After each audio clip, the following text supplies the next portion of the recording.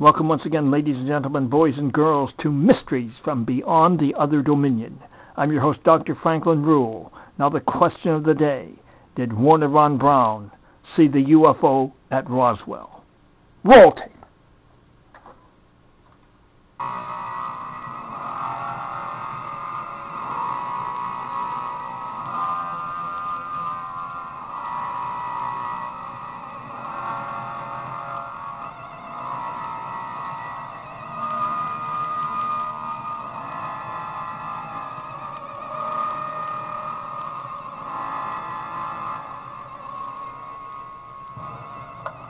Welcome once again, ladies and gentlemen, boys and girls, to Mysteries from Beyond the Other Dominion. I'm your host, Dr. Franklin Ruehl, and today we're going to investigate the possibility that Wernher Von Braun saw the Roswell UFO, tell you about the discovery of dwarf dinosaurs, investigate spontaneous human combustion, and in a special edition of Cosmic Theater, show you 6 highly charged actresses in action and cover other intriguing subjects, time, of course, permitting. But first, did Dr. Wernher Von Braun, the noted rocket scientist, actually investigate the Roswell UFO crash in 1947? Now, in July of that year, the Army Air Force issued a report that a UFO had actually crashed in the area of Roswell, New Mexico. Now, this is just in. This is just in right now. Just came in. Just in. Breaking news. Just came in. It just came in.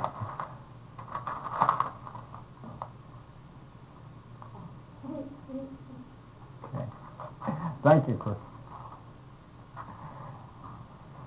Now, that's Chris Solar, our public access director, who is on his last day here. So, we wish him well. We're going to miss him terribly. Now back to Wernher Von Braun. Back in 1947 at Roswell, for 3 hours, that report stood for the public that a UFO had crashed. Then General Roger Ramey flew in and actually tried to debunk the story. Now, he claimed it was actually simply a weather balloon that had crashed, far different from a flying saucer. And of course, the cover-up began. Now, there's a new report that Dr. Wernher Von Braun actually investigated the crash site. Now, I should point out that Roswell was only 100 miles northeast of both Alamogordo, where we tested our first A-bomb, and White Sands, where we were testing rockets to go into space. R for Roswell, W for White Sands, and of course, A for Alamogordo. Now, that would certainly account for ETs being in the area of Roswell, only within 100 miles of that area. And of course, Von Braun and his team of German scientists at White Sands could easily go up there. The military brought them in apparently after the main military presence had left. Von Braun had claimed, and I'll tell you about that in a moment, that he had claimed that he saw, first of all, a spacecraft that was made of some sort of skin-like organic material. Secondly, he found debris on the ground that was very thin aluminum, like you would find at a chewing gum wrapper. And thirdly, when he entered the craft, he saw no visible instrumentation, as though this perhaps was a living spaceship that communicated telepathically with the alien pilots. And in a separate tent, he saw 4 alien beings, not little grays, but small reptoids or reptilian humanoids. Now, I mentioned before that if the dinos had not died out on our planet, they might have evolved, especially the raptors such as the stenonychosaurs, would have evolved into upright standing entities about 4 feet tall with rather large brains. That did not occur on Earth, but perhaps such evolution took place on a planet beyond our solar system. Now, a number of UFO abductees, well, of course, the brunt of them say they've encountered either little grays or tall humanoids. A small minority have said they've encountered reptoids. So a possibility here. Now, what's the coefficient of credibility of this particular report? Well, it comes from a man named Clark McClellan, who is a science officer at the Kennedy Space Center in Florida. He said that after a meeting concerning travel into space at Cocoa Beach at the Ramada Inn there, at a back patio, he and Von Braun discussed the Roswell case, and that Roswell was the significant event he felt for that century.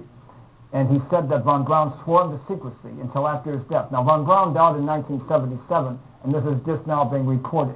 Also, as far as I know, there's no written account of this by Von Braun.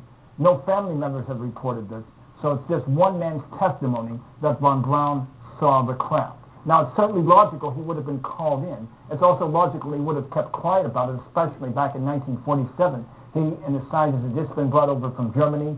Some were calling for him to be tried as a war criminal because of his involvement with the development of the V-2 rocket, which killed several thousand in Europe during World War II. So he certainly would have kept a low profile on this.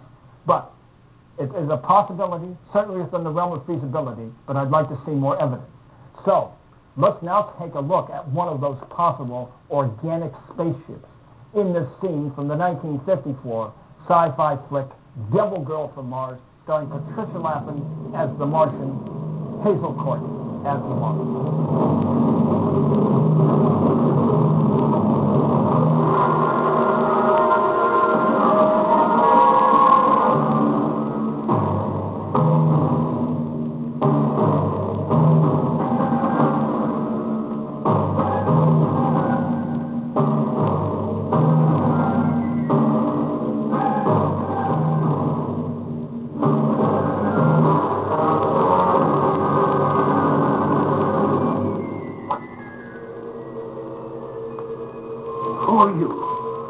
My name is Naya.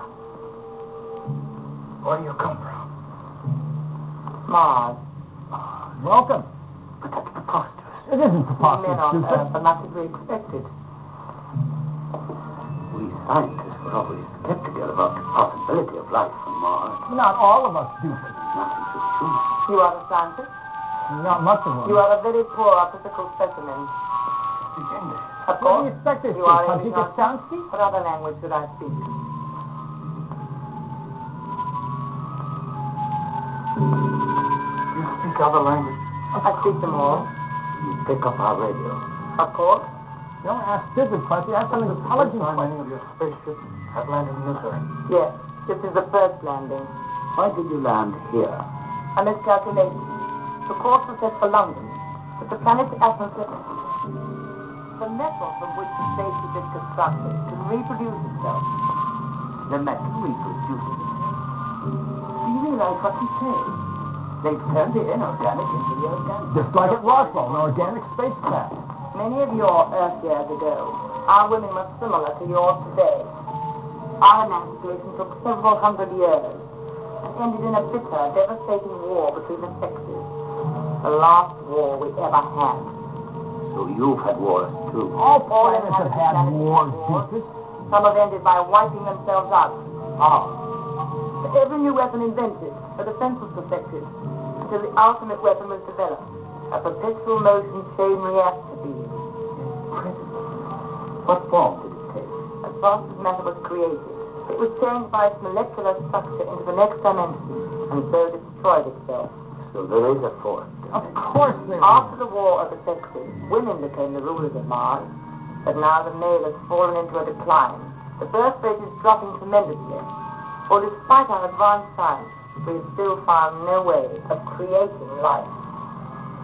So you come here for new blood? In a way. But also to test a newly invented organic metal, of which my ship is built. On Mars, some think I will not return, that the metal is too unstable.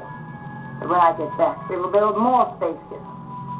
Meanwhile, I will select some of your strongest men to return. Okay, so there is an example of an organic spaceship. Not, of course, exactly what Wernher Von Braun purportedly saw, but certainly that is a conceivability that in the future we will develop such organic spaceships that will interact with our astronauts, and certainly possible that one crashed at Roswell in 1947. But I still haven't seen the absolute definitive proof. Perhaps there's a hidden diary from Von Braun that will convince us. Now, until next time, may the power of the cosmos be with you. Yes, yes, yes.